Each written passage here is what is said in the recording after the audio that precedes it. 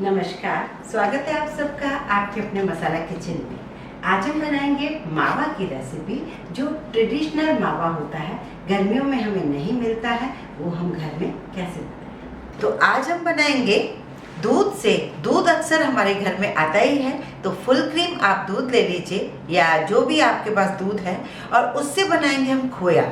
घर में होममेड जब खोया बन जाएगा तो बहुत ही बढ़िया रहेगा। जब कभी हमारा मन करे तो हम उसका काफ़ी मिठाइयों में हम यूज़ कर सकते हैं। तो हम सबसे पहले लेते हैं 1 लीटर फुल क्रीम दूध।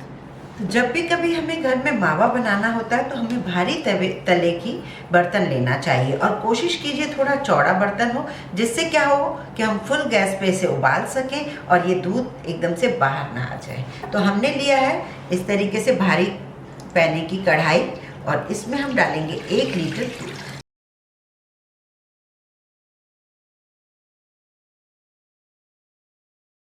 ये देखें, दूध उबलना शुरू हुआ है। हमें कुछ नहीं करना है, बस इस तरीके से स्क्रैप करते जाएं साइडों से, मलाई ना जमने दें और इसे गाढ़ा होने दें। देखिए, ये दूध जो है बिल्कुल आधा हो चुका है, करीब 10 मिनट में। अब हम इसे और पकाएंगे। अब जब ये दूध इस तरीके से गाढ़ा हो जाए तब आपको बिल्कुल भी नहीं छोड़ना है, और जब भी आप स्क्रैप भी करेंगे तो आप गैस को स्लो करके करेंगे। यहाँ आपको ज़्यादा से ज़्यादा ध्यान देना है कि भाई जो थोड़े से जो बबल्स हैं, ऐसा ना हो कि खोया नीचे लग जाए। और हमारा देखो लाइट कलर का ही खोया बना है, डार्क कलर का खोया नहीं बना है, क्योंकि हमने स्लो गैस पे नहीं छोड़ा इसे। अगर आप स्लो गैस पे छोड़ेंगे तो ये डार्क कलर का खोया बन जाएगा। आँच हमेशा सेंटर में ही होती है, और आप चलाएंगे भी सेंटर में ही ज़्यादा। बस अब ये ठंडा होने के बाद बिल्कुल गोला सा बन जाएगा, और अब आप इसे और ज़्यादा ना पकाएं। गैस बंद कर देते हैं और इसे कंटिन्यूसली चलाना है गरम कढ़ाई में, जिससे जो भी इसमें गरम है कढ़ाई, तो जितनी भी सूखना है और भी सूख सकेगा इससे। और करीब 1 लीटर अगर आपका अच्छा दूध है तो 200 से 225 ग्राम खोया निकलता है।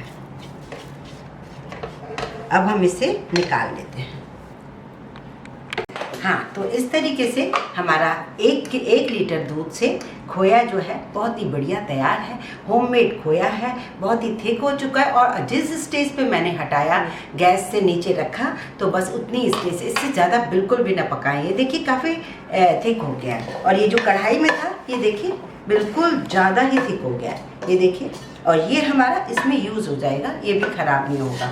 तो हम किसी भी मिठाई में इसको यूज़ कर सकते हैं, क्योंकि होममेड है, हमें पता है कि इसमें कोई भी मिलावट नहीं है। किसी भी तीज त्योहारों पे आप बहुत सारी मिठाइयाँ इससे बना सकते हैं। तो यदि आपको मेरा वीडियो पसंद है तो लाइक करें, ज़्यादा से ज़्यादा शेयर करें, इस चैनल को सब्सक्राइब जरूर करें।